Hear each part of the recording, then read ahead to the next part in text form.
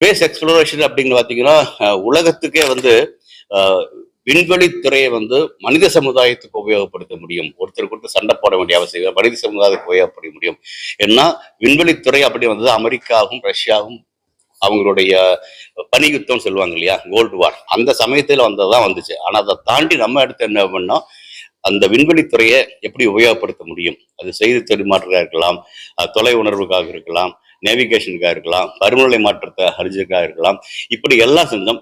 நிலவுக்கும் செவ்வாய்க்கும் போவது ஒரு சிறு பண்ணிதான். அதை தவிர நானே பார்த்தீங்கன்னா என்னுடைய பெயர் சந்திரயான் மங்கள்யான் தெரிஞ்சிருக்கலாம். ஆனால் அதை தாண்டி 60 கலங்கள் செஞ்சிருக்கேன். இது எல்லாமே வந்து விவசாயிக்கும் மீனவர்களுக்கும் எல்லையில் இருக்கக்கூடிய நம்முடைய சகோதரர்களை அவங்களுக்கு தேவையான செய்திகள் சொல்வதற்கும் உலகளாவில் பார்த்தீங்கன்னா அதிகமான செய்தி கூடங்கள் இருக்கக்கூடிய ஒரு நிலமாக இந்தியா இருக்குது அப்படின்னா அதற்கு நம்முடைய செயற்கைக்கோள்கள் தான் உதவி இருக்குது.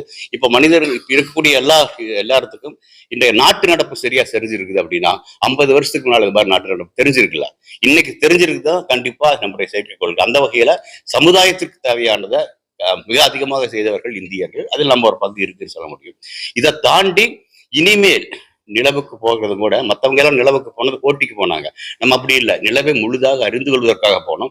அந்த அறிந்து கொள்வது இயற்கையா வந்து நிலவில் நீர் இருக்குன்னு சொன்னோம். எப்படி தீ அப்படிங்கிறது முக்கியமோ அதே மாதிரி திரும்ப நீர் அப்படிங்கிறது முக்கியம். எந்த அந்த அந்த நீர் வந்து நீரை ஆதாரமாக வைத்து பெறக்கூடிய சக்திகள் உருவாக்கணும்னா அது வந்து நம்ம உலகத்துக்கு வந்து மனித குலத்திற்கு பாதிப்பு இல்லாத உருவாக்க முடியும். அதை நோக்கி தான் நம்ம பயணிக்கிறோம். இப்போ கிட்டத்தட்ட 50 வருடங்களாக நிலவை பற்றி கவனிக்காமல் இருந்த அமெரிக்கா இப்ப திரும்ப நிலவுக்கு போகுது. அதுவும் நாம் சொன்ன தென்துருவத்துக்கு போகுது அப்படின்னா அதற்கான வழியமைத்தவர்கள் நாம. சரி, சரியா படிச்சுக்கணும். ஆனா இந்த வழியமைத்த நாம வந்து அடுத்த நிலவில் குடியமைப்பு வரும் பொழுது அதில் இந்தியர்களுக்கும் உரிமை உண்டு அப்படிங்கிற வகையில போகும் பொழுது இன்னைக்கு அமெரிக்காவுக்கு போறதுக்கு விசா கேட்கலாம். ஆனா நாளைக்கு என்னுடைய அடுத்த தலைமுறை நிலவுக்கு போகும் பொழுது இந்தியர்களுக்கு யாரும் விசா கொடுக்க வேண்டிய அவசியம் இல்லை நோக்கி போகும். இது வந்து அறிவியல் ரீதியாகவும் தொழில்நுட்ப ரீதியாகவும் இந்தியர்களை வந்து ஒரு உயர்ந்த தளத்துக்கு கொண்டு வர உதவும்னு நினைக்கிறேன்.